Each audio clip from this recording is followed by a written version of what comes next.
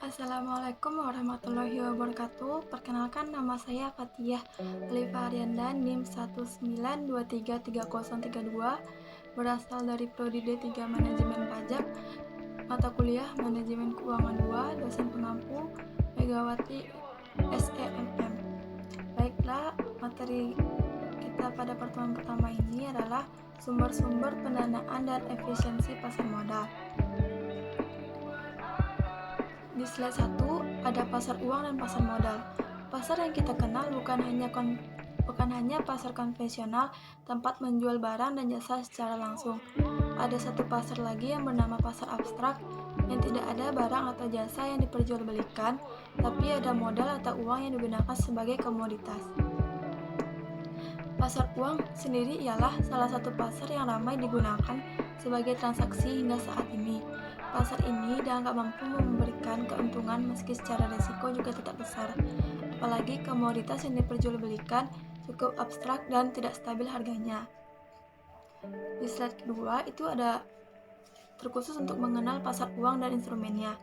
Pasar uang adalah tempat pertemuan antara pemberi dana atau lender dengan calon konsumen. Pertemuan ini bisa dilakukan secara langsung atau melalui perantara atau biasa disebut dengan broker. Pasar uang muncul karena ada transaksi permintaan atau penawaran terhadap sejumlah dana atau surat-surat berharga jangka pendek yang umumnya di bawah 270 hari. Pasar uang memiliki beberapa instrumen di dalamnya. Instrumen ini umumnya diperdagangkan dalam bentuk surat berharga. Adapun daftar instrumen surat berharga dalam pasar uang, yang pertama ada surat berharga pasar uang atau SPBU, yang kedua sertifikat Bank Indonesia atau SBI, yang ketiga deposito, yang keempat promissory notes, yang kelima treasury bills, yang keenam bankers acceptance, yang ketujuh ada commercial paper, dan yang terakhir ada call money. Fungsi pasar uang sendiri ialah pasar uang tidak muncul begitu saja kalau tidak ada fungsi atau tujuan yang jelas. Fungsi yang pertama adalah sebagai sumber pendanaan atau pembiayaan. Pasar ini muncul sebagai salah satu sumber pendanaan, modal kerja, dan investasi jangka pendek. Perusahaan yang akan melakukan ekspansi usaha dan membutuhkan dana akan mendapatkan dana langsung dari pasar ini. Yang kedua, sebagai fasilitator dan mediator. Investor yang berasal dari luar negeri tentu butuh berbagai dokumen yang merepotkan kalau ingin menanamkan modal di Indonesia. Oleh karena itu, banyak dari mereka yang menggunakan pasar uang sebagai investasi dan menyalurkan pinjaman jangka pendek kepada perusahaan Indonesia. Yang ketiga itu sebagai penghimpun dana masyarakat. Selain dari investor luar negeri, pasar uang juga menghimpun dana dari masyarakat lokal. Transaksi yang dilakukan masyarakat umumnya berupa perdagangan surat-surat berharga jangka pendek. Dan yang terakhir itu sebagai penawaran investasi pada masyarakat. Pasar uang juga menawarkan pembelian sertifikat Bank Indonesia dan serta surat berharga pasar uang langsung ke masyarakat. Dengan pengelolaan yang baik, imbal hasil bisa didapatkan. Dan yang di slide ke-6 itu kita terkhusus mengenal pasar modal dan instrumennya. Pasar modal merupakan kegiatan yang berhubungan dengan penawaran umum dan perdagangan efek. Perusahaan publik yang berkaitan dengan efek yang diterbitkannya serta lembaga dan profesi yang berkaitan dengan efek. Pasar modal atau capital market merupakan pasar untuk berbagai instrumen keuangan jangka panjang yang bisa diperjualbelikan, baik surat utang atau obligasi, ekuitas atau saham, reksadana, instrumen derivatif maupun instrumen lainnya. Jenis pasar modal itu ada 3. Yang pertama pasar perdana. Pasar perdana adalah jenis pasar modal yang melakukan penjualan perdana atau efek penjualan oleh perusahaan yang menerbitkan efek sebelum efek tersebut dijual melalui bursa efek.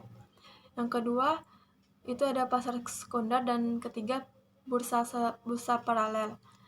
Sumber dana pasar modal sendiri ialah berasal dari perusahaan atau individu masyarakat yang mempunyai kelebihan dana.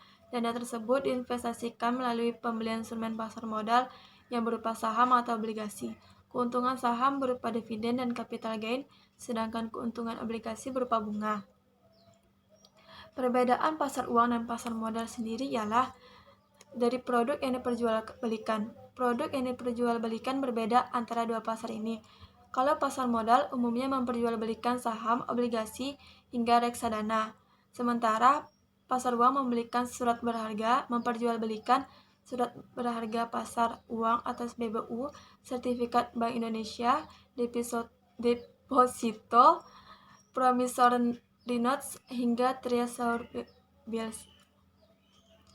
Yang kedua, dari segi jangka waktu.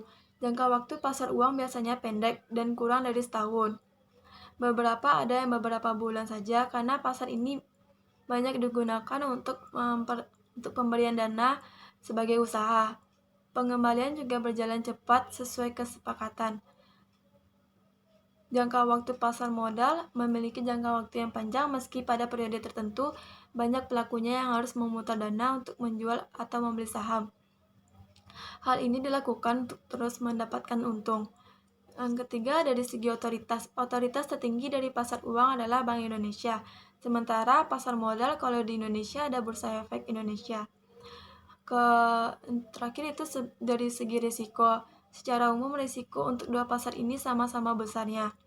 Hanya untuk pasar uang lebih baik karena bisa berjalan dengan modal yang kecil. Sementara untuk pasar saham, harganya bisa naik turun setiap hari sehingga risiko yang didapatkan lebih besar. Efisiensi pasar modal. Pasar modal merupakan salah satu bagian dari pasar finansial yang menjalankan fungsi ekonomi dan fungsi keuangan. Fungsi pasar modal dalam perannya menjalankan fungsi ekonomi adalah sebagai suatu pasar yang mengalokasikan dana secara efisien dari pihak yang memiliki dana kepada pihak yang membutuhkan dana. Baiklah, sekian dari hasil presentasi saya. Apabila ada kurang, salah, ataupun janggal, mohon dimaafkan. Wabillahi taufiq wal hidayah. Wassalamualaikum warahmatullahi wabarakatuh.